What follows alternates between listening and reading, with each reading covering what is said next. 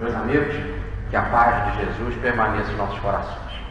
Nós estamos estudando o Sermão do Monte.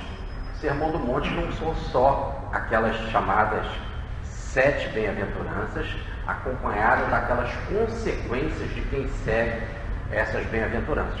Consequências de dor, de perseguição, etc., que nada mais significa do que a retribuição de quem pratica o bem. Quer dizer, são as perseguições do antissistema. Jesus, então, pega esse tema central do discurso, que são as bem-aventuranças, e vai desenvolvendo em muitas partes. Nós vimos, por exemplo, na lição passada, na penúltima lição, sobre o sal da terra.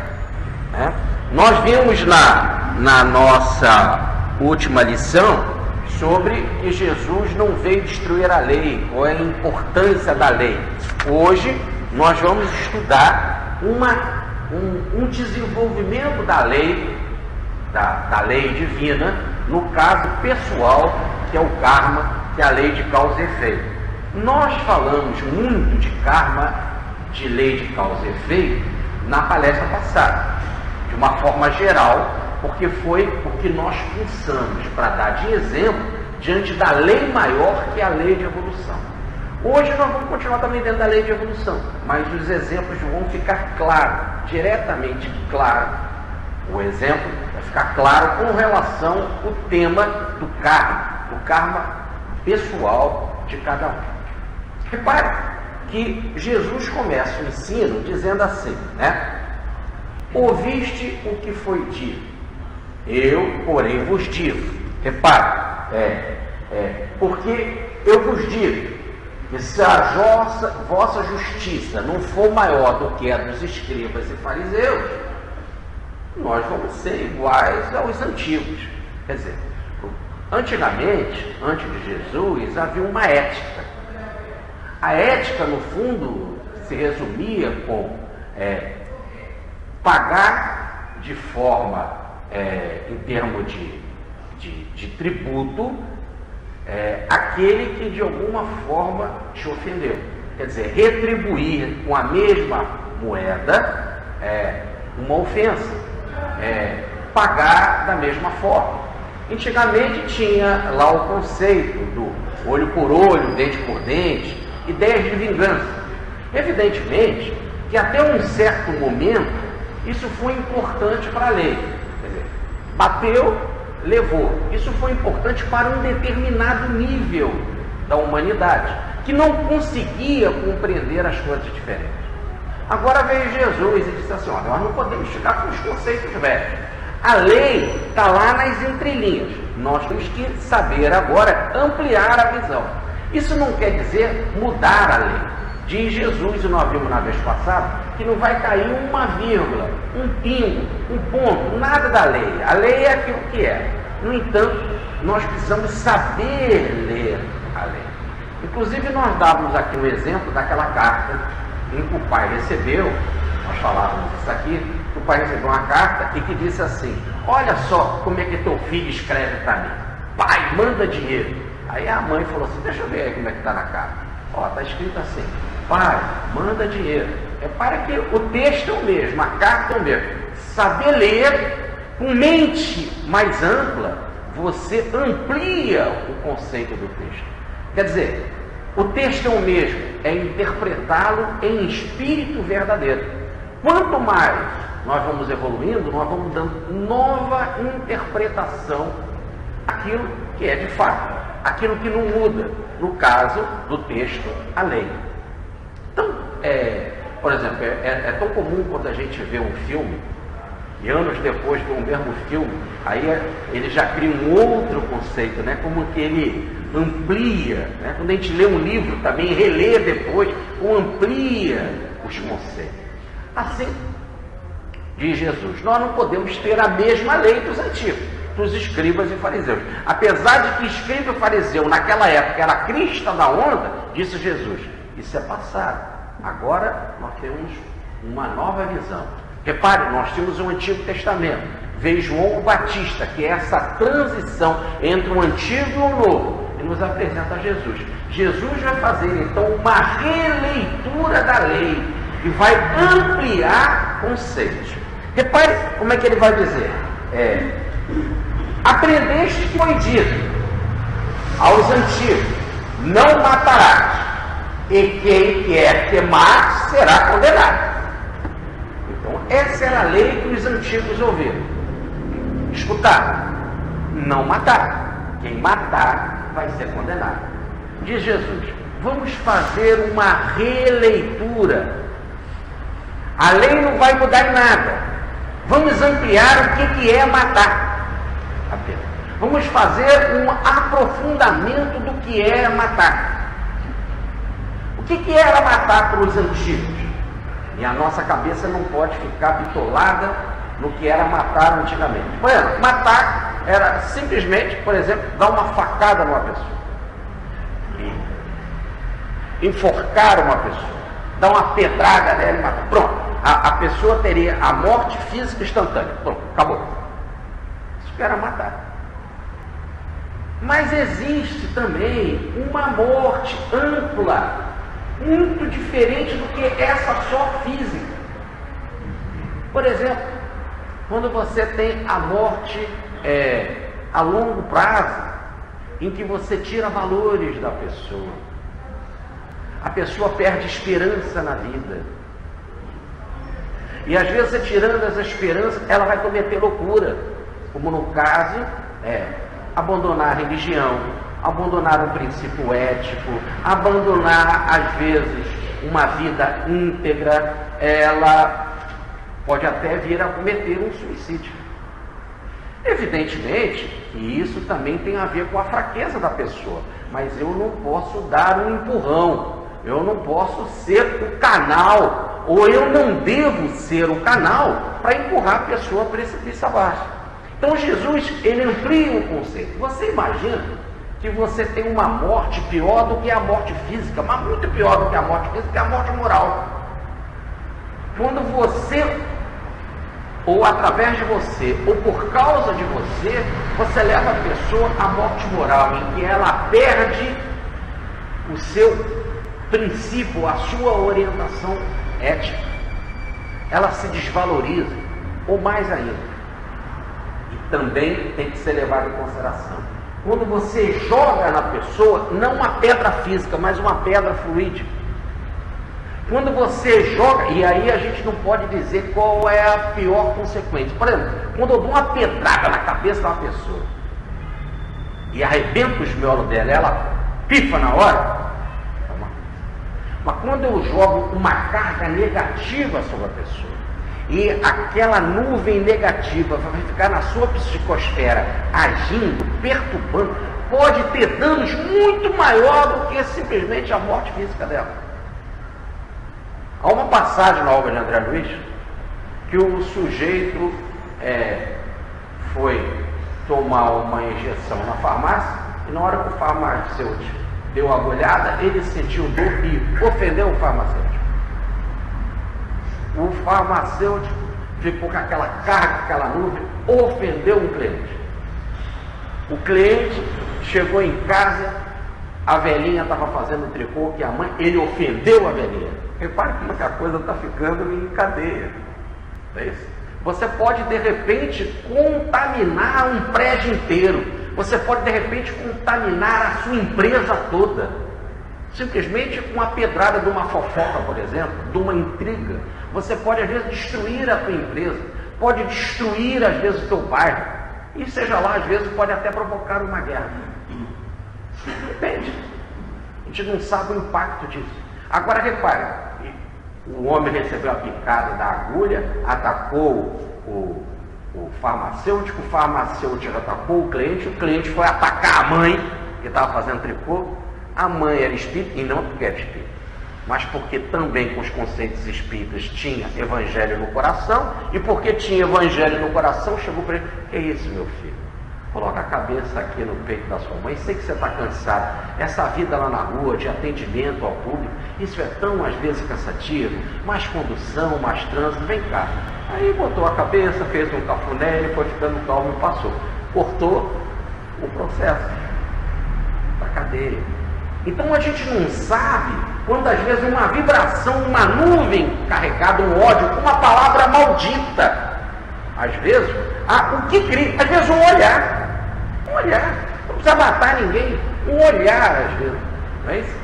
Você olha para uma mulher, olha para uma situação, olha para alguém, olha com o olho meio virado, pronto, já pode gerar uma briga, um desentendimento e tantas situações.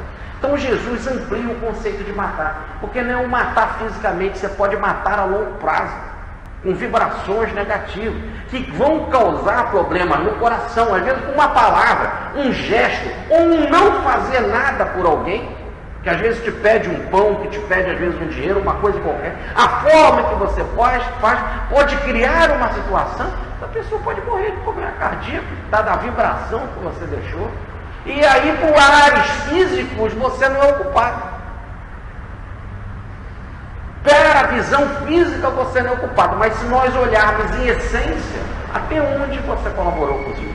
Então Jesus vai aprofundar.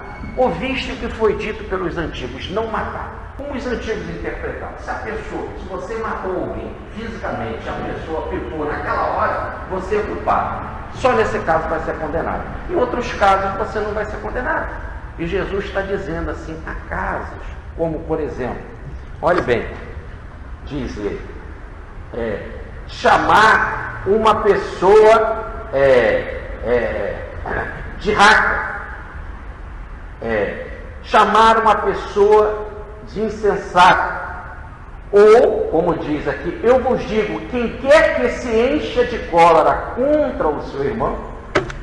Então nós temos algumas coisas, você se enche de cólera contra o outro, essa carga negativa para Jesus é matar, e quem mata vai ser condenado. Quem se enche de cólera contra o outro, pronto, também já é condenado. Diz Jesus, é só se encher de cólera? Não, às vezes numa palavra, você chama outro de raca. Raca quer dizer naquela época, cabeça sem miolo. Você é um cabeça sem miolo, você é um cabeça vazia, você é um nada. É isso. Ou então chamar outro de insensato. Insensato quer dizer, você não tem senso, você não tem bom senso, você não tem senso, você não tem direção, você não tem prumo na vida. Então, repare que às vezes você fala, mas isso é tão pequeno. Repare, o outro é matar. Jesus fala, não, só você ter cólera pelo outro. Bom, mas ter cólera eu ainda entendo, você gritou muito com o outro, ficou com muita raiva do outro. Mas só às vezes na palavra dizer para o outro, você é um nada, é um cabeça vazia. Ou então, você não tem prumo na vida, não tem direção. Repare, são coisas que nós não podemos medir a extensão das nossas palavras. Então chega Jesus e diz assim, não podemos mais ter aquela direção ética menor dos antigos, mesmo de mestres, como escribas e fariseus. O que eles chegaram no máximo da compreensão foi isso. Para eles só existe dano físico. Eu digo que existe um outro dano, tão grave ou pior do que o dano físico ou o dano moral. Quando uma pessoa acredita que ela é vazia, quando uma pessoa acredita que ela não tem miolos, quando uma pessoa acredita que ela não tem prumo na vida, qual é a consequência disso? Veja o que é pior para uma pessoa, você matar ela, em que você só vai destruir o corpo físico. Você mata alguém, você está destruindo o corpo físico. Eu quero falar da essência, a alma. O que acontece quando uma alma se sente vazia, se sente sem direção, se sente tomada por aquela vibração? Qual a consequência disso? Qual o estrago que isso pode trazer? Jesus chega ao ponto de dizer, quem falar contra o Espírito Santo não será perdoado nem nesse século nem no vindouro. É karma longo, é karma pesado. Quer dizer, quem tirar a crença de uma pessoa, a fé de uma pessoa, abalar as suas certezas, qual é a consequência de? Qual é a consequência de você colocar em plena Europa, depois da guerra, olha só, depois da Segunda Guerra Mundial, pense no estrago. Depois da Segunda Guerra Mundial, que morreu tanta gente, que o mundo ficou com tanta descrença, ficou com tanto desespero, ficou sem orientação, ficou sem prumo, ficou sem norte, ficou em descrença com relação a todas as instituições, acreditar em quem, acreditar em que político, acreditar em que instituição. Você vendo a sua família toda arrebentada, pessoas às vezes sozinhas, sem ninguém no mundo, todos os seus familiares morreram. Vendo na família da Anne Frank, aquela judia, todos morreram, só o pai sobreviveu. A gente pode dizer, pelo menos um sobreviveu. Não, como é que é um coração desse? Como é que ele estava, o coração desse homem? Sabendo que todos os seus parentes morreram. Aliás, não deixo de apanhar o filme Anne Frank no vídeo, para vocês verem, né? A vida dessa menina que ficou 2 anos presa na casa, se escondendo como judia na Segunda Guerra. Então, qual é a consequência disso? Agora, repare, em pleno pós-guerra, quando a humanidade estava assim, sem esses valores, sem essas crenças, surge uma filosofia chamada o existencialismo, divulgada por Jean Paul Sartre, que diz que o homem é um nada. Antes da guerra, esperando Hitler, nós temos Nietzsche.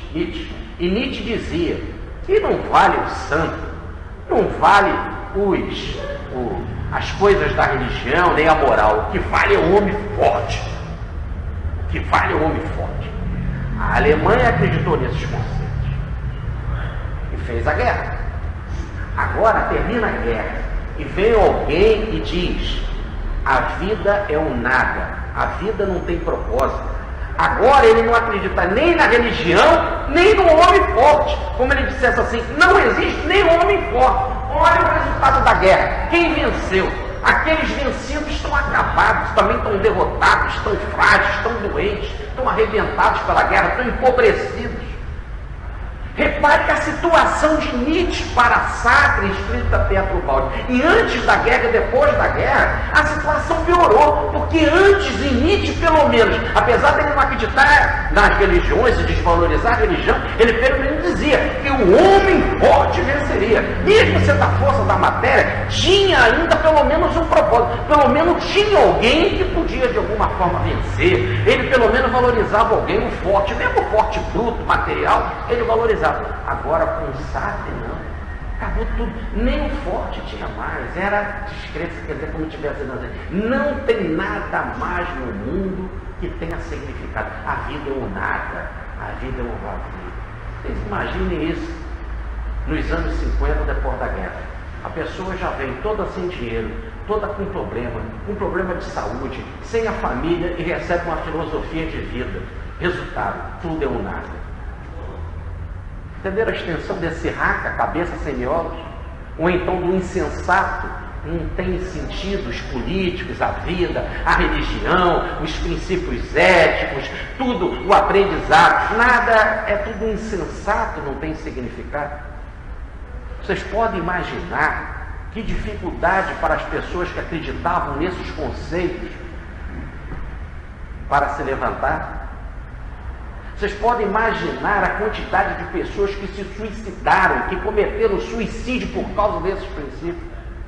A avalanche de suicídio que foi pelos anos 50, e a situação foi indo que as pessoas começaram a acreditar que nada tinha valor, cada um podia fazer o que quisesse, da forma que quisesse, você era livre, e a balbúrdia ficou de tal forma, e cada um querendo fazer o que quer, que aí então resolveram, quer saber de uma coisa? Vamos abandonar todas as instituições, vamos fazer o que a gente quer. E surgiu na década de 60, resultado da de 50, o movimento livre. Cada um faz o que quer, anda da forma que quer, faz o que quer, já não respeitava mais a família, não respeitava mais as instituições, e cada um fazia o que quiser.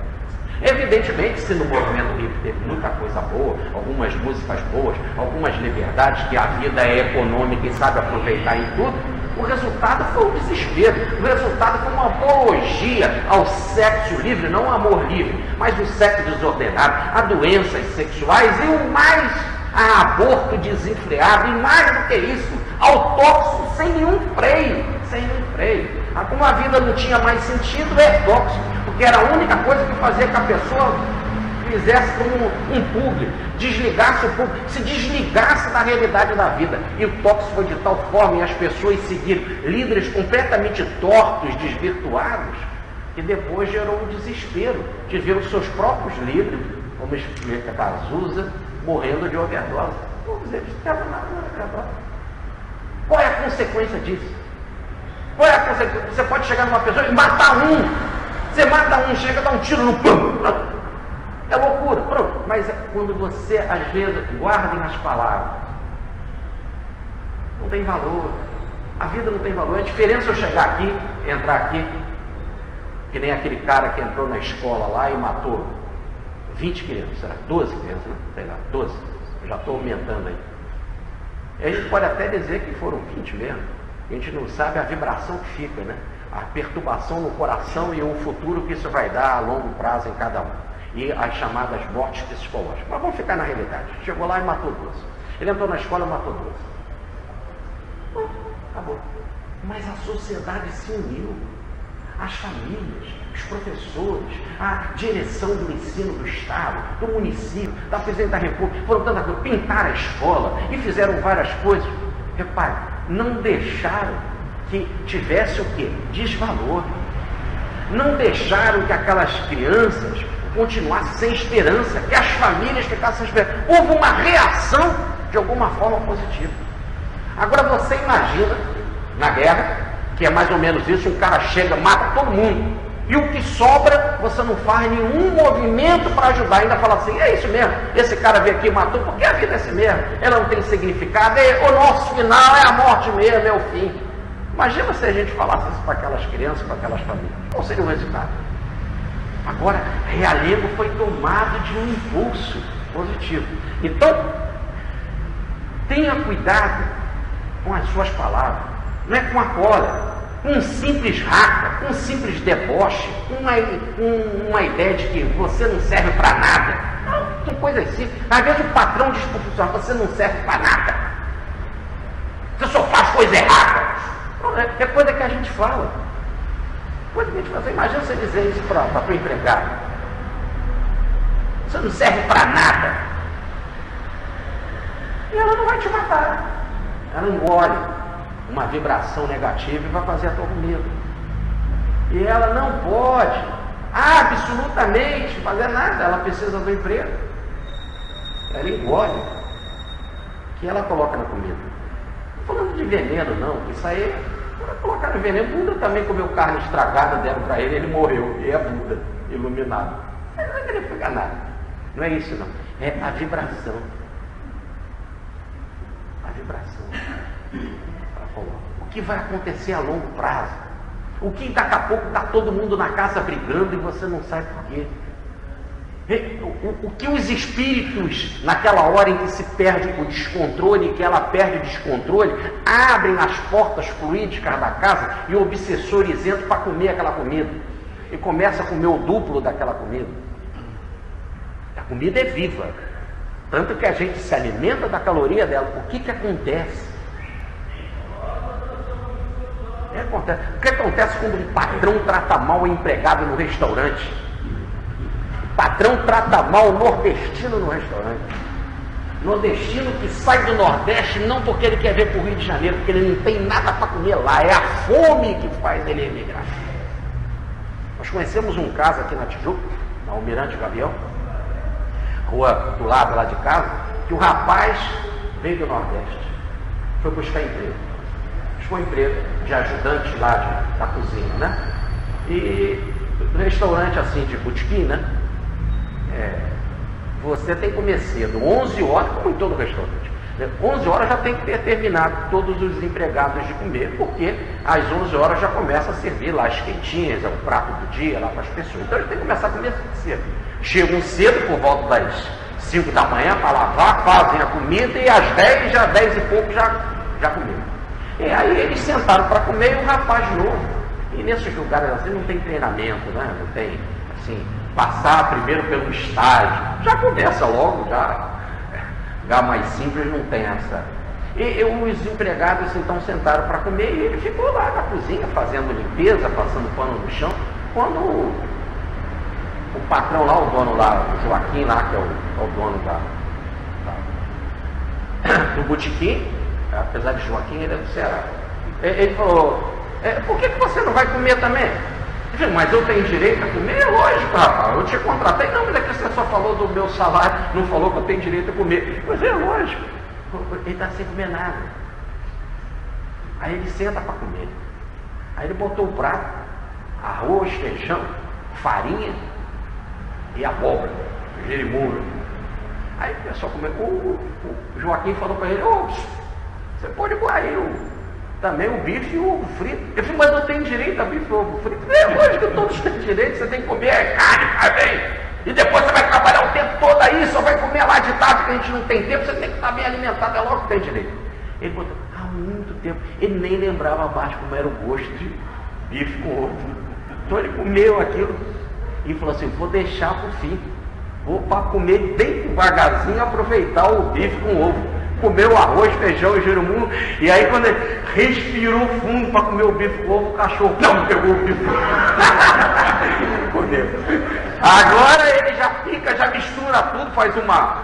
Eu vou contar um segredo para vocês, que come assim o doutor Roberto. Ele pica tudo, mistura, faz uma bagunça só e come. Mas não digo que foi eu que contei, não.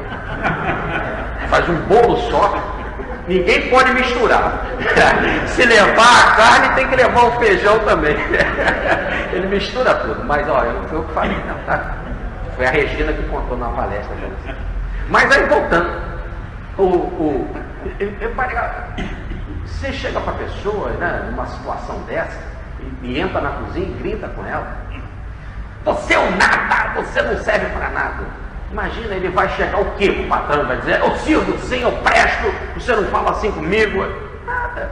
Ou vai tomar uma resolução, vai se lá, vai buscar um emprego, vai fazer um concurso e passar para o BNDES. O que ele vai? Vai ficar calado. Olha a vibração que ele vai deixar ali na comida. E aí todo mundo vai comer ali. Aí vem um camarada para comer ali, da padaria.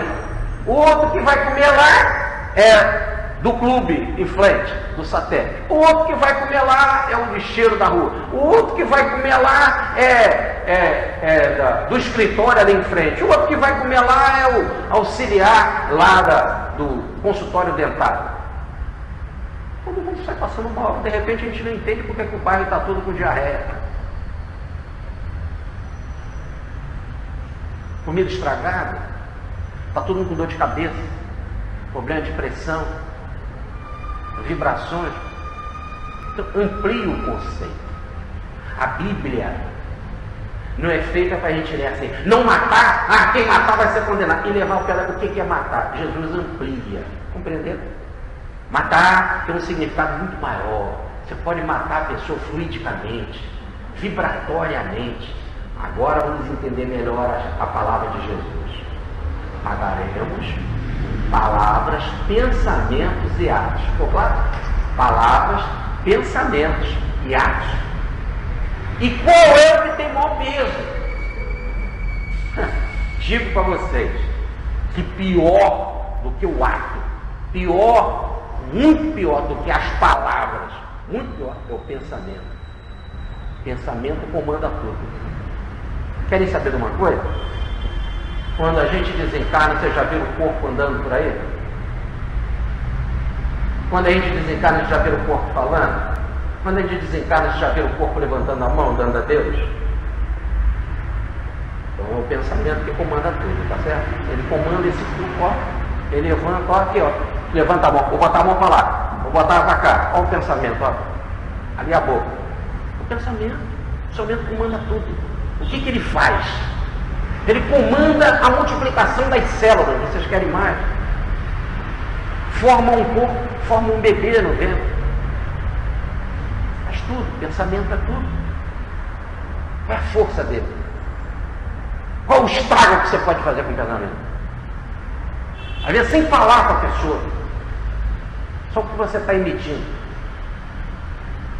Daí dizer Jesus, quem matar, ele não nega matar.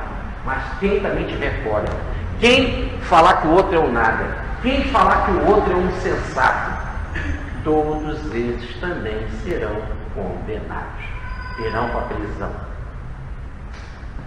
Ele então explica mais.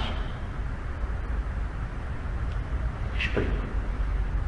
Se você estiver levando a sua oferenda no altar, e você tiver um inimigo, largue a sua oferenda, vai lá, faz as pazes com o teu inimigo, e depois você vem fazer a sua oferenda.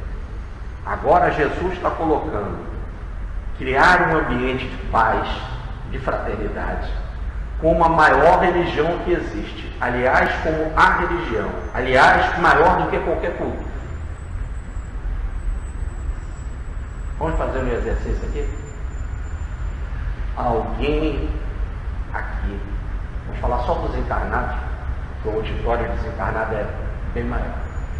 Vamos falar só dos encarnados. Alguém aqui tem alguma pessoa que não gosta? Tem. Não deve assistir a palestra, mas não vou embora. A primeira coisa que teria que eu fazer assim, Esther, por favor, continua a palestra aí que eu vou ali resolver um problema e já volto. O quê? Tá certo? Primeira coisa que eu tinha que fazer. E ele não poderia continuar a palestra, porque ele também tem esse problema. Eu ia passar para o professor, acho que o professor ia parar. Não ia. Até o salário. E assim vai, nós não podemos deixar isso aqui vazio. Então, vamos continuar. Mas a ideia é essa. Não tem significado. A grande religião é a paz.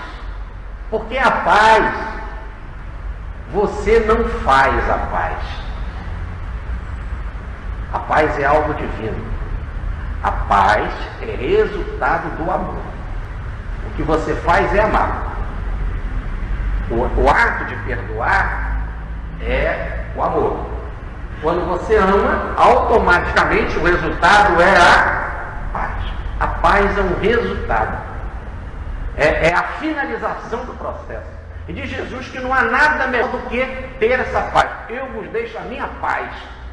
Quando você recebe ela, nunca mais ninguém poderá tirar.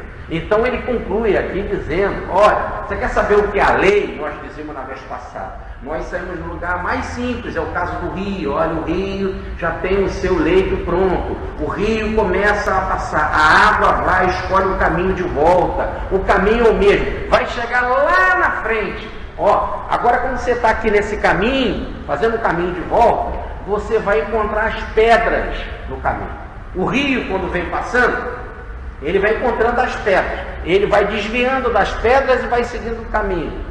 Assim também, nós estamos aqui passando. Conforme que a gente vai passando, nós vamos encontrando pedras no nosso caminho. Pedras no nosso caminho são problemas que nós temos que superar. E no nosso nível, os maiores problemas são os nossos inimigos. Que não são inimigos por acaso. Eles são inimigos estabelecidos por nós mesmos.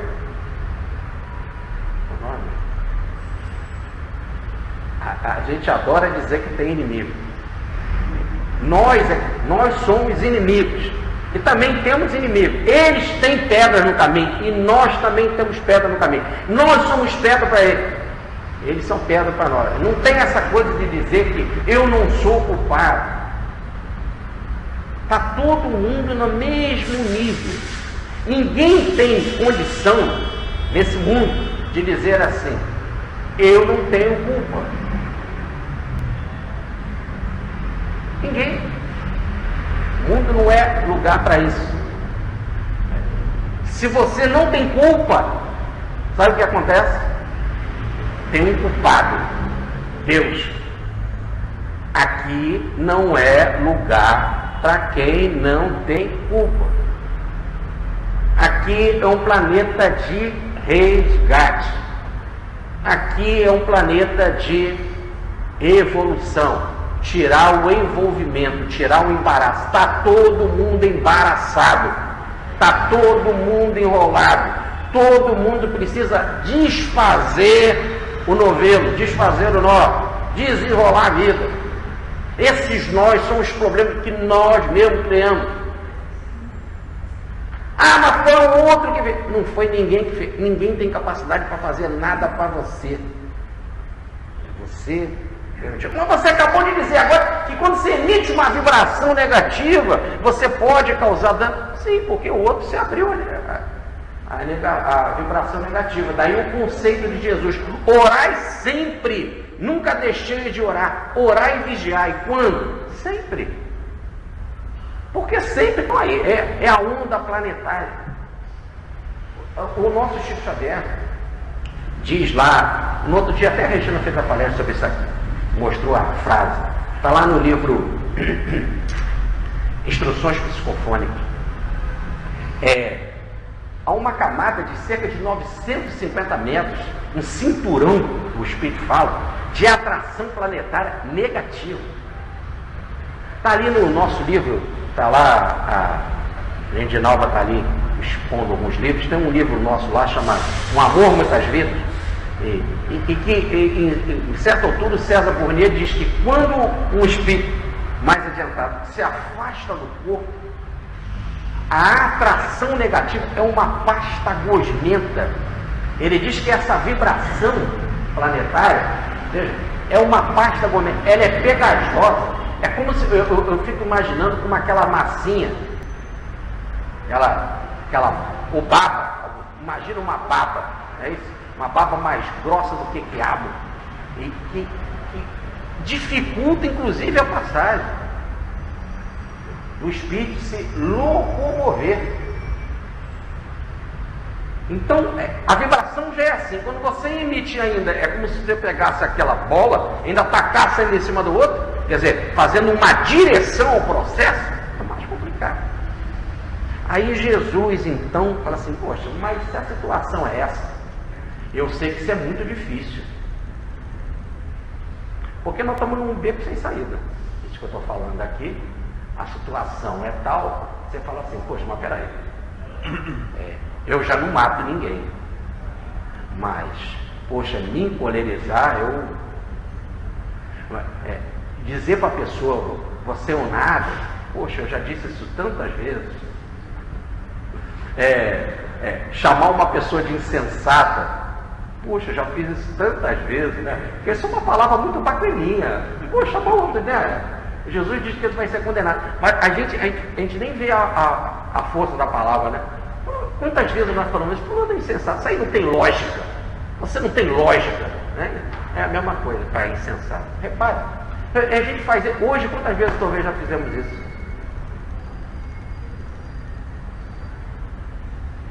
O que ele está pedindo é um controle de pensamento, controlar a mente. São os métodos aí budistas, de yoga, controle da mente. Ou melhor, ter caridade na mente. Em linguagem cristã, lá, os métodos budistas têm uma opção aí de meditação, de yoga e tal. E na linguagem de Jesus ter caridade na mente. E aí vocês poderiam dizer assim: mas Jorge, mas isso é muito difícil, então nós estamos enrolados. Vamos ver. Por isso que nós estamos aqui. Aí Jesus se utiliza no Evangelho de Lucas para falar a mesma coisa, mas dá uma direção extremamente bonita e didática. Ele diz assim: olha, prestem atenção, olha como é que ele vai ser muito, muito didático no ensino dele. Vamos para Lucas. Ele então dizia ao povo, agora ele está falando para o povo, para todo mundo, quer dizer, o povo é para todo mundo entender, não tem nada de difícil, está fácil, vai ficar fácil agora, vai falar para o povo. Assim, vedes formar-se uma nuvem ao lado do poente, e dizeis: vai chover, e com efeito, guardem essa palavra, com efeito chove. E quando sopra o vento do sul, dizeis: vai fazer calor, e com efeito faz calor. Acontece o calor. Hipócritas, sabendo reconhecer o que pressagia os aspectos do céu e da terra, porque como não reconheceis os tempos que correm agora? Olha bem, vamos repetir devagarinho. Quando forma nuvem no poente, a gente diz assim, e vai chover. E com efeito chove de Jesus. Lá nas terras lá de Israel, quando vinha vento do sul, aí as pessoas dizem, e vai fazer calor. E com efeito fazia calor. De Jesus, hipócritas, olhem bem, vocês reconhecem os recados ou a mensagem do céu e a mensagem da terra e não reconhecem os tempos que correm? Ou melhor, o que é a mensagem do céu? É a da chuva. A palavra antigamente, aí o céu não é o paraíso, o céu é o firmamento. Aliás, no hebraico essa palavra é ráquia, não tem nada a ver com paraíso. Eles achavam que era uma película. Eu estudo isso no nosso livro Evolução de Adão. Desde o Gênesis, quando diz que precipitou as águas do céu, o que choveu, é que lá existe uma palavra chamada ráquia. O que é ráquia? Eles achavam que aí no firmamento, isso era a concepção dos antigos, né? Dos hebreus. Eles achavam que no firmamento tinha uma película muito fina e transparente que segurava as águas lá de cima. Quando ele olhava e via aquilo tudo azul, achava que aquilo tudo azul lá de cima era água. E aí, como eles veem aqui embaixo uma porção de água também azul, por exemplo, do mar, então eles olhavam para cima, tem mar lá em cima e tem mar aqui. E qual é a prova que tem mar lá em cima? Porque de vez em quando o mar caía, via água. Agora, o que segura? Segura porque existe essa película chamada ráquia que segura esse negócio lá em cima, essa água lá em cima. As águas de cima separadas das águas de baixo. Está no Gênesis de Moisés, no capítulo 1. As águas de cima vão segurar. Quem segura? É esse firmamento, é essa ráquia, é essa lâmina, praticamente invisível. Elas de vez em quando abrem suas comportas. Quando abrem suas comportas, puf, vem água. Tá certo? Então o céu está falando desse firmamento. A terra, então a gente conhece as coisas do céu. Quando a gente olha lá para o céu e a gente vê uma formação de nuvem no canto do poente, aquelas nuvens carregadas no poente, a gente diz, vai chover. E, puf, realmente, com o efeito de Jesus, vai a chuva. Tudo bem. Agora vem o vento do sul. E a gente diz assim, nossa, vai fazer calor, olha o vento. E realmente, logo depois vem o calor. Logo, são as coisas da terra. A chuva vem do céu. O vento vem da terra, vem do sul. Tá certo?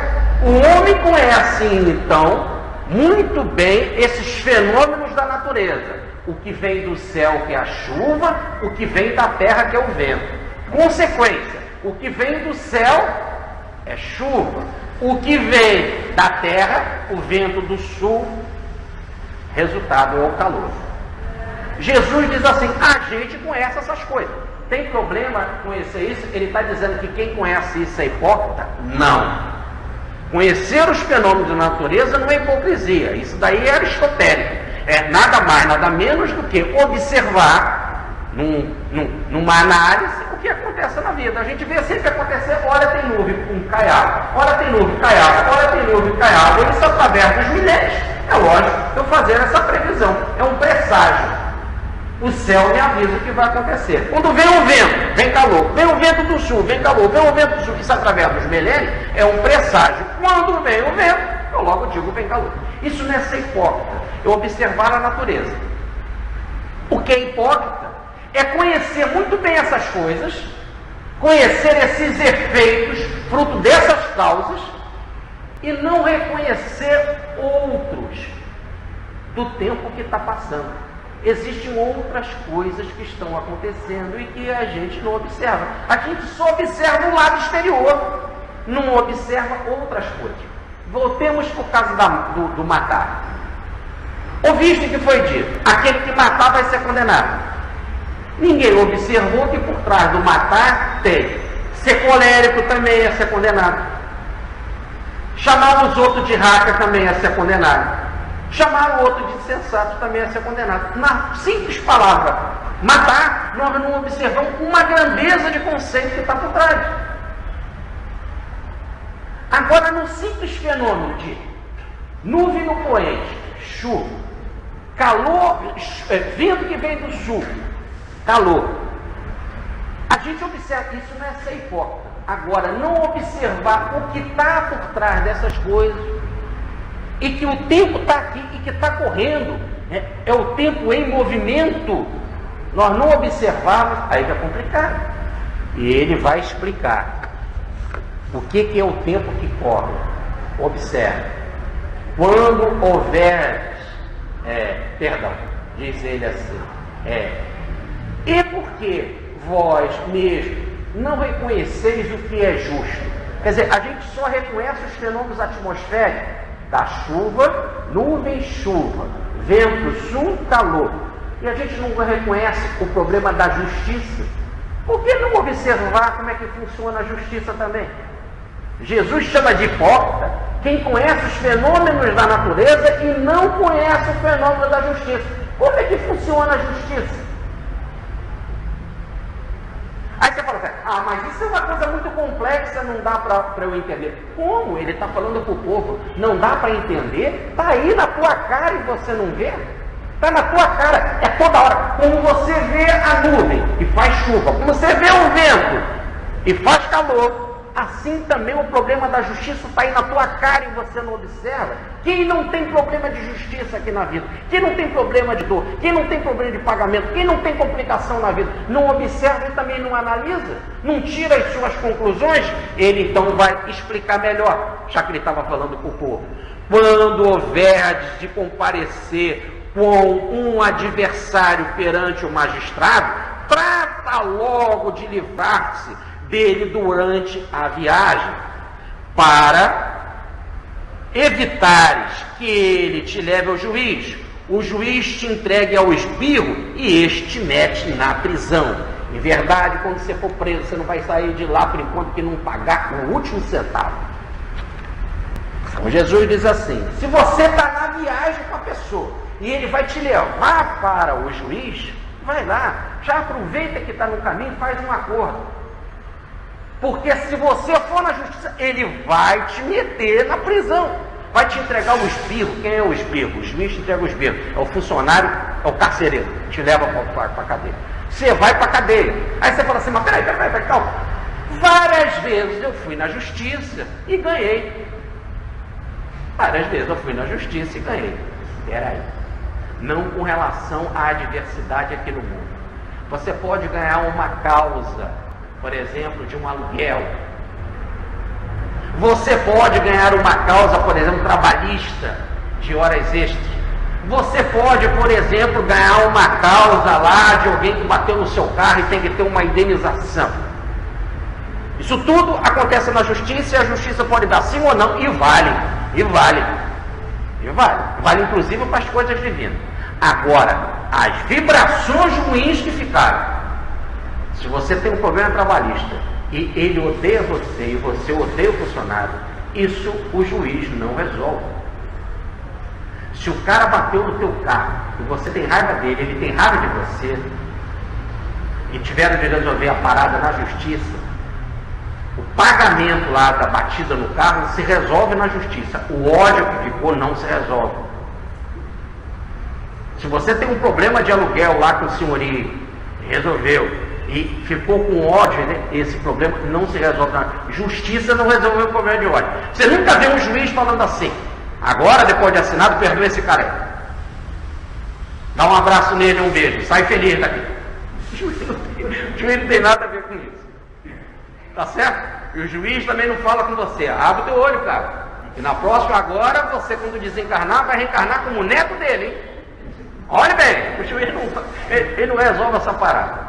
Ele só vê o problema do dinheiro. Pagou, levou, é a coisa material. Que nem aqui os fariseus, os escribas naquela época. Só vale eu matar físico. Deu uma pedrada, matou o cara, pronto, valeu fisicamente. A consequência do pensamento, a consequência da palavra, a consequência de ser inconsequente, isso o juiz não se interessa. Tá certo? Isso o juiz não se interessa. Você pode assinar um contrato, inclusive falar com o juiz, tudo bem, estou assinando aqui, estou pagando a dívida, mas eu não gosto dele. Acabou. Ficou claro? Essa parada da vibração negativa que amarra um com o outro pelo pensamento. Repare então como o pensamento é maior do que o ato físico resolveu. Eu tinha raiva dele porque ele bateu no meu carro e estragou a lataria. Ele pagou a lataria, mandou consertar, me entregou o carro pronto, resolveu. Assinou na justiça, pagou para lá, pagou para cá. A raiva que um ficou, isso não resolve. Repare então que é uma batida pior do que a do carro. É a batida mental. Essa fica agarrada. Essa não resolve. Aí você tem um juiz do karma, que é o juiz da lei de causa e efeito. Por enquanto que você estiver na viagem com a pessoa aqui, deu um problema, perdoa, ama, libera. A palavra no original é libera, solta, desvincula, corta, tira o público, expluga o negócio, porque senão tu vai ficar agarrado. E aí você fala assim, mas eu fui na justiça e venci. É verdade. Se ele bateu no teu carro, foi na justiça e tal, o juiz diz, paga, e ele paga, aquela coisa toda e está resolvido, na justiça divina, ódio não se vence. Só tem um jeito o problema de ódio, é pagar 100%, só tem um jeito, perdão. Não tem outro caminho. Perdão. Aí você fala assim, mas foi ele que fez. E por que você se magoou? Você magoou, deu brecha, do nível dele. Só tem um jeito. Não tem ele que fez no caso da ofensa. Tá certo? Imagina aqui, que nós todos dermos a mão aqui e falarmos assim, Jesus, tu é bobão. Pode ter uma besteira dessa. O que vai acontecer? Jesus vai ser bobão? Vai ter algum problema com Jesus? Não. Vai ser do nosso nível. Agora, no nosso caso, no nosso nível, quando alguém nos chama de bobão, de insensato e tal, a gente pode ficar igual Jesus, não ligar. Pronto, desvincular, amar, compreender o nível do outro. Mas como a gente não é desse nível, como nós somos atrasados, a gente se sente mesmo bobão, ou acha que o outro é bobão. Ele que está me falando isso, ele é que é. A gente costuma, ele é que é. Pronto, você faz com a mesma moeda. E aí fica agarrado. Não tem jeito. Por isso que Jesus fala, ele te mete na prisão porque é geral. Não tem quem aqui no nosso planeta. Veja bem, vamos colocar assim para ficar claro no Evangelho, porque Jesus não abre exceção. Ele fala de forma geral. Vou dizer, Jesus não abre exceção. É geral, é todo mundo. Não tem ninguém no planeta Terra, senão a culpa seria divina, que não tem culpa no cartório. Estamos aqui porque somos atrasados. Estamos aqui porque somos espírito endividado. Estamos aqui porque temos que resgatar. Ponto. Por isso que ele bota geral. Por isso que ele já dá a consequência. Se você não resolver a parada, vai para a prisão, sim. Acabou. Ou resolve para se livrar da prisão, ou não resolve, vai para a prisão. Mas ele é culpado. Ele nem fala isso. Se você está com um inimigo, não interessa quem foi que provocou. Não interessa. Se você tem um inimigo, acabou. Você já é culpado. Só tem um jeito de você não ir para a prisão, perdoar. Mas a culpa é dele. Perdoa. Se a culpa é dele, é ele que é errado. Então perdoa. Só o método do Cristo, ele diz, não vamos ter o mesmo nível dos escribas e fariseus. A ética é uma outra. Agora na nova ética, na nova leitura, não tem essa. Se alguém te fez alguma coisa e você ficou chateado, só tem um jeito, perdoa. Senão tu vai para a prisão. Acabou. Prisão aí é as palavras mais variadas. Jesus chama, vai para a geena, vai para a expiação, vai para o karma, o nome que você quiser. Vai reencarnar, vai para as dores planetárias, vai ter os... Esses são nomes nada mais do que não. São os efeitos, são consequências. Agora, muito bem. Acompanhe aqui uma coisa, porque agora nós vamos entender como é fácil de entender.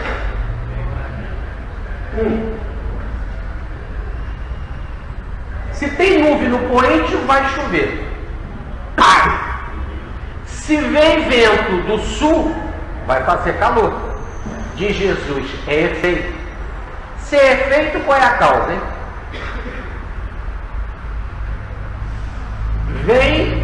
Se tem nuvem no poente, vai chover. É efeito.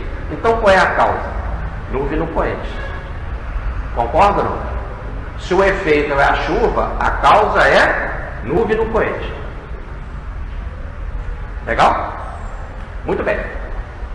Se vem vento do sul, vai fazer calor. O calor é efeito. Qual é a causa? Vento do sul. Tá certo? Vamos para o poente primeiro. O que é o poente, hein? É onde nasce o sol ou onde declina o sol? É onde declina o sol. Oi? Onde declina o sol, é isso? O poente lá no final? O sol nasce, começa o dia todo, não é isso? Ele faz o seu caminho do sol. Quem lê a filosofia do Egito, a religião do Egito, nós vemos lá, ó, a gente viu isso em todos os tempos que nós entramos no Egito. O caminho que faz o Deus o Deus do sol. Ele faz o caminho dele. Ele vai, desde que ele nasce, ele vai passando, vai estar, até que ele chega lá no poente. Quando ele vai no poente, ele vai sumir. Ele vai para o mundo das trevas, que é o mundo subterrâneo, que é o mundo astral. Então o sol faz uma caminhada. E conforme o sol vai fazendo a caminhada, as pessoas, os seguidores de Ra, e aí os seguidores do judaísmo, e aí os seguidores do cristianismo, e nós fizemos aqui aquela palestra sobre o Pai Nosso de São Francisco, das horas, que eu falei, desde a hora sexta, passando para a hora nona, para a 12ª hora, e assim vai. Né? Então as horas, desde que o sol nasce, até o sol se pôr, nós vamos ter em determinados momentos algumas horas, que nós vamos fazendo, horas canônicas, que a gente vai fazendo orações para pedir proteção durante todo o ciclo da vida, para poder tudo dar certo. É o ciclo da vida. Então o caminho do sol é quando você está de dia. Daí dizer Jesus, caminhe enquanto há dia. E de noite você não caminha. É o processo é o contrário, é reflexivo. Com a desencarnação, quando depois você caminha pela vida e desencarna lá no poente, você desencarna depois de uma trajetória de vida e você desencarnou, agora já não é mais época de ação, agora é época de reflexão. Com a morte, você aqui é época de ação, você está agindo. Com a morte, por isso que dizem que quando a pessoa desencarna, há um rebobinar da fita e a pessoa passa como se fosse numa fita de vídeo todas as imagens do seu passado, desde a sua infância, e ela recorda tudo, há um rebobinar, e aqueles pontos que são dolorosos ficam marcados na alma da pessoa com um processo de culpa, de nódulo. Assim há esse rebobinar da fita e começa uma outra fase, que não é mais a fase ativa, mas a fase reflexiva, em que você vai examinar, colocar na sua caixola, repensar tudo aquilo que você fez. E aquilo então, quando você chega lá no poente que terminou a sua vida, é o ciclo da vida que terminou, vem o resultado. Rebobina a fita lá no poente, é a hora da velhice, em que você já não age mais, e que o processo termina com a desencarnação, rebobinando a fita, e aí tem nuvem no poente. Terminou a vida e termina a vida com nuvem. Enegrece, nuvem no poente, aquela nuvem que a gente disse, e olha como é que está o céu, vai chover, a nuvem é preta, carregada, o céu fica feio, né, fechado, acaba a luz, não é isso? E aí vai precipitar. Legal. É assim, você imagina numa caminhada da vida, e aí de repente você olha no final como velho, ou desencarnando, ou no processo de desencarnar, quando rebobina a fita, quando passa por história, não passa coisa boa. Quando não passa coisa boa, você já sabe, tem tempestade aí. E como que a gente sabe que vem tempestade aí? Porque nós já rebobinamos a fita muitas vezes, nós já encarnamos e desencarnamos muitas vezes, há milhares de vezes, como ser humano, como animal, de todas as formas. Desde o mineral a gente já vem fazendo isso, todo o reino mineral, todo o reino vegetal, todo o reino animal, agora no reino humano, quantas vezes? Olhou no final da vida, está bravo, o céu, a consciência está enegrecida, está carregada, está pesada, está densa, está carregada de fluido ruim. Tem chuva.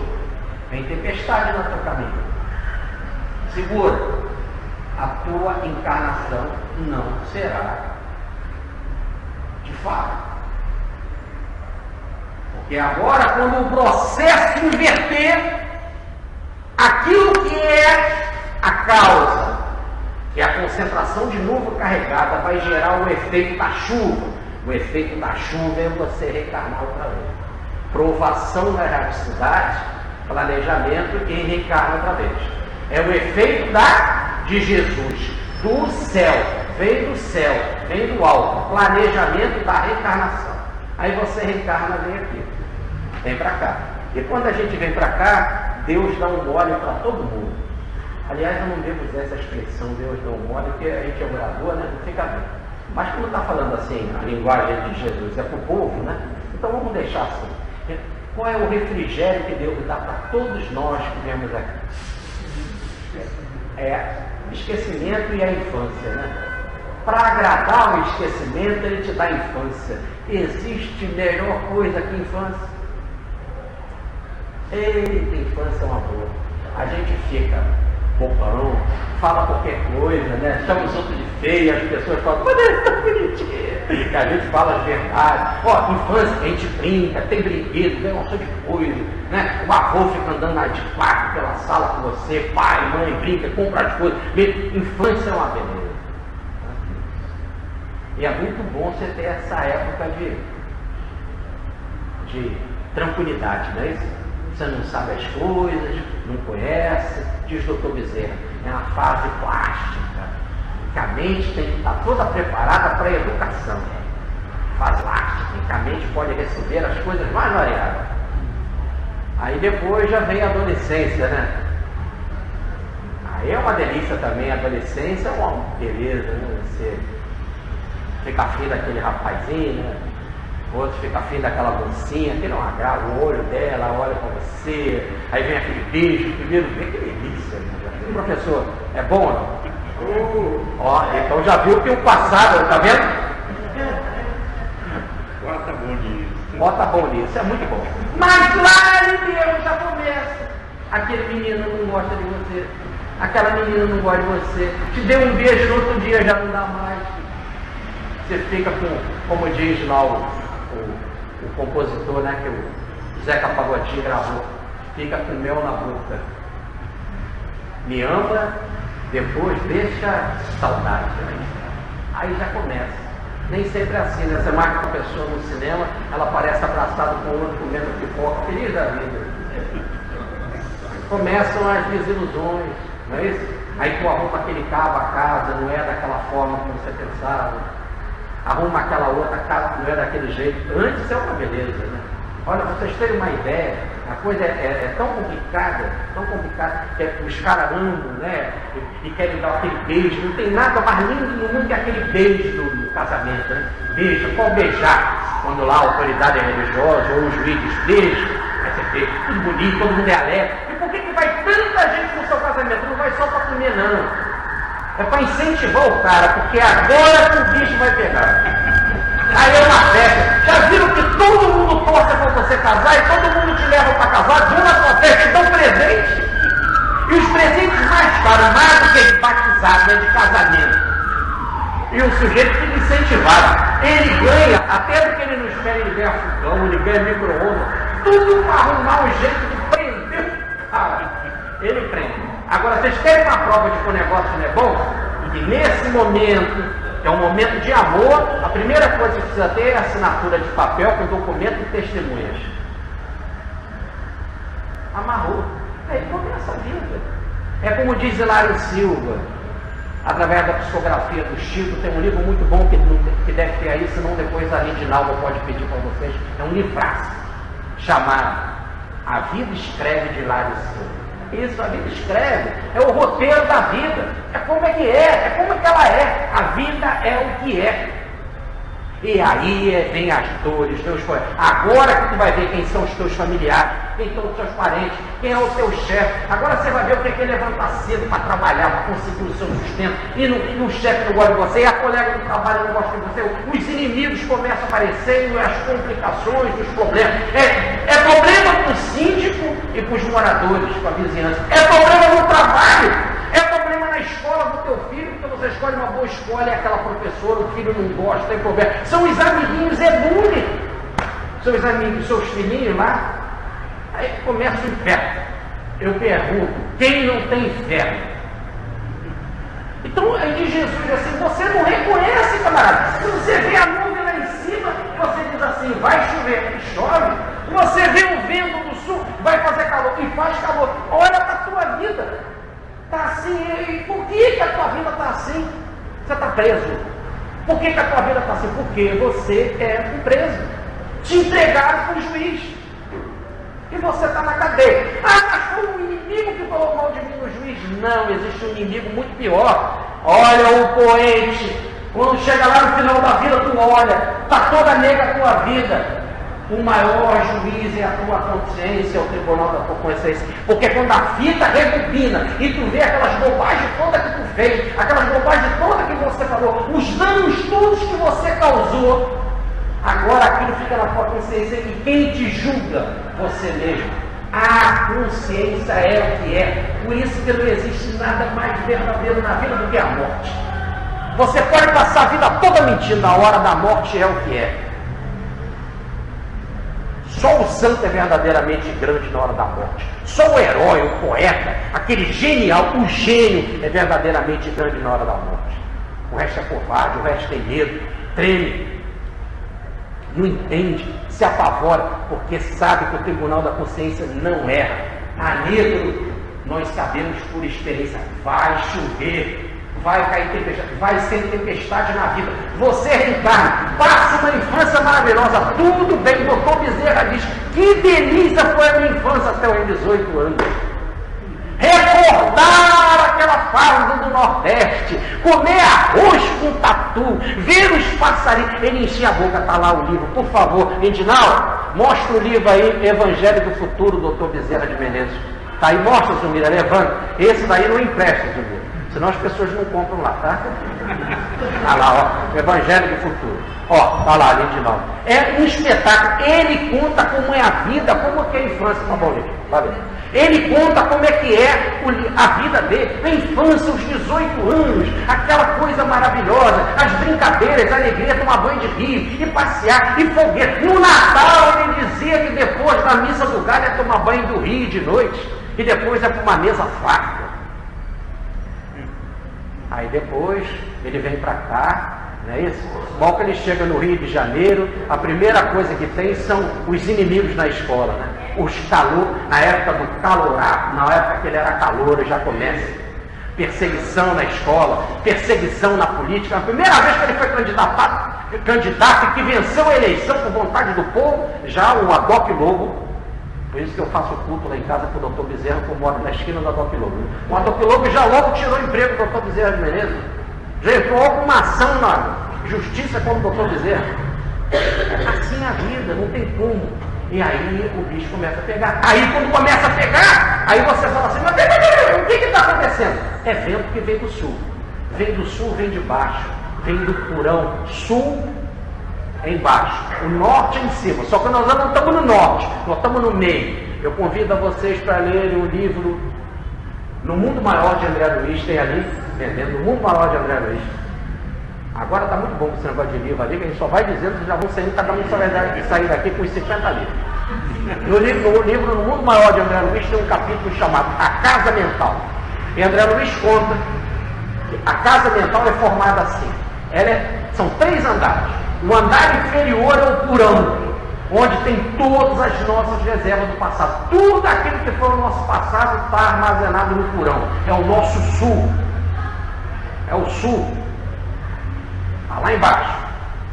E o superior, que é o nosso norte, é o superconsciente, é o reino de Deus dentro de nós, é o Cristo dentro de nós, é o lado positivo, que a gente raramente visita, essa parte alta.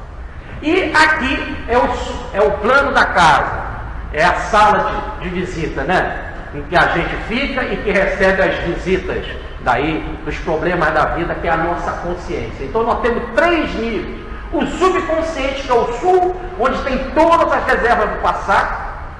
Nós temos a consciência, que é onde que a gente fica, que é esse nível da agora, que é o único nível que eu compreendo.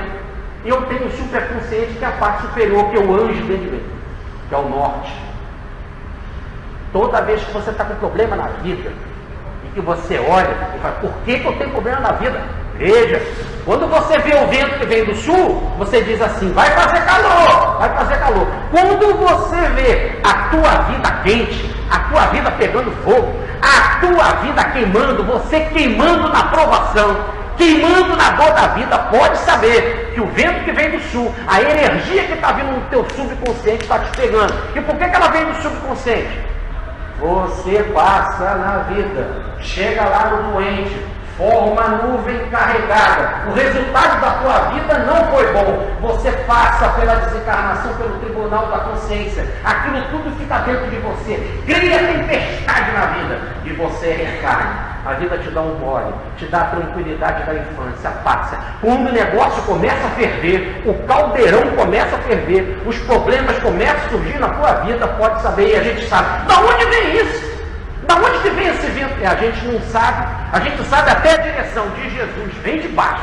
Mas por que vem? Eu não sei. Da onde que vem esse problema? Por que essa pessoa não gosta de mim? Por que essa outra não gosta de mim? Por que eu tenho esse problema? Por que eu não consigo emprego? Por que eu tenho essa doença? Por que eu tenho isso? Por que eu tenho esse filho? Esse marido? Esse não sei quem? Esse síndico? Seja lá o que for. São forças que estão no meu interior. São forças que vêm do sul. Energia potentíssima do subconsciente. Ele vem. E quando você está em pleno calor, pode ter a certeza. Está em pleno calor, pode ter a certeza. Foi vento que veio do sul. Agora, tem uma coisa. Você está no caminho. O negócio já não está bom. Quem não está passando pelo calor da expiação? Vento que vem do sul. Forças que vêm do subconsciente. Quem não está lá no final da vida refletindo que a vida está sem nada, formando nuvens, precipitando, que vão precipitar em chuvas, em tempestade para a tua vida, problema para a tua vida. Muito bem, você está aqui. Não tem como eu me livrar das minhas situações passadas. Se eu já estou no calor, estou no calor. Foram coisas que vêm do meu subconsciente. Se eu já criei um problema, nuvem carregada, não tem como. Já criei. Agora só tem uma coisa, eu não posso aumentar. Eu não posso carregar mais as nuvens. Eu não posso fazer o vento soprar mais forte. Eu não posso daqui para frente criar mais problemas. Aproveite, se você está no caminho e não tem aqui quem não esteja passando pelo fogo da expiação, não tem aqui quem não vê chuva precipitando. Quando desencarnar, todos já temos já os nossos problemas. Aí você fala, todos nós já temos complicações. Daí dizer Jesus, não tem quem for para a justiça por causas espirituais e não ser condenado. É o nosso nível, ele fala no geral, já é nosso. Então se já é assim, tenta aliviar. Tenta não carregar tanta nuvem, para que não venha precipitar depois mais complicação na tua vida. E o vento que vem do sul quando você reencarnar, as complicações que subiram no teu subconsciente, mostram bem quem você é de nível atrasado, que você é de karma que você tem que pagar, de calor que você tem que queimar. E o queimar é bom porque o queimar é alquimia, é se desfazer das novas, é derreter complicações. Então aproveita por enquanto que você está a caminho, daí dizer Jesus. Se você for levar uma oferenda, deixa a oferenda lá, vai correndo, faz as pazes e depois vai fazer a oferenda. Não pense você que religião vai resolver a tua vida. Não pense você que orando para São Francisco, ser amiguinho de São Francisco, vai resolver a sua vida. Não pense você que dando um caminhão de feijão no centro espírita para as crianças pobres vai resolver a sua vida. Não tente negociar com São Francisco. Não pensa você que subindo a escada da pé de joelho vai negociar. Não pensa você que toda quinta-feira assistindo aquele orador chato na regeneração, Bezerra de Menezes vai te ajudar. Só tem um jeito, isso é para todo mundo. Ou vai correndo, faz as pazes de Jesus, vai com pressa. Querem que eu pegue a frase? Vou pegar a frase ao pé da letra. Porque vós não pense na justiça. Quando houver de comparecer com o adversário perante o magistrado, trata de livrares dele durante a viagem e vá com pressa. Vá imediatamente. Só tem um jeito de não colocar tempestade na tua vida. Só tem um jeito de não passar pelo calor da expiação. Resolvendo o problema da reconciliação espiritual. Jesus, então, é o mestre do perdão. A palavra mais importante que sintetiza todo o Evangelho, você poderia dizer assim, é amor. É verdade, mas para o nosso nível, amor significa perdão. Para as nossas complicações. A gente não ama espontaneamente. O que a gente faz espontaneamente é odiar. Por isso é que o caminho é o perdão. A forma do amor no nosso nível é o perdão. Só quando a gente for santo, aí que tem essa coisa do amar espontâneo, etc. Que ama até o inimigo, ama a fera, está sendo incendiado, fica alegre, está na fogueira e fica vendo Jesus. Isso é papo para gente com asa. No nosso caso, o caminho é o perdão. Então diz Jesus assim: reconheça os fenômenos atmosféricos. Olha o que vem do céu, olha o que vem da terra. Reconheça os fenômenos atmosféricos espirituais, a psicosfera espiritual.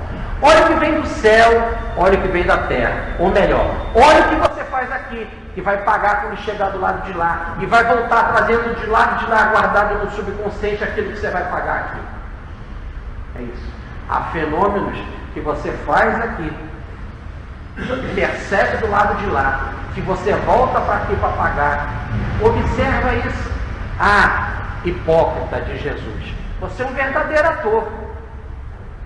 É um verdadeiro ator. Você sabe direitinho quando vai chover, sabe direitinho quando vai fazer calor. Não observa a justiça funcionando. E aí então você vai no templo fazer oferta por causa de quê? Para agradar a Deus? Hipócrita, raciocina. Não tem nada que você possa para dar a Deus. Nenhuma oferenda. A única coisa que tem que fazer, só tem um caminho. Hipócrita é perdoar. Ou você pensa que frequentando algum templo, fazendo alguma religião, fazendo seja lá o que for, você pode dar para o planeta inteiro, comida para o resto da vida, até o planeta acabar. Por enquanto você vê um inimigo, você tem que resolver com ele. Não tem outro caminho. Muita paz.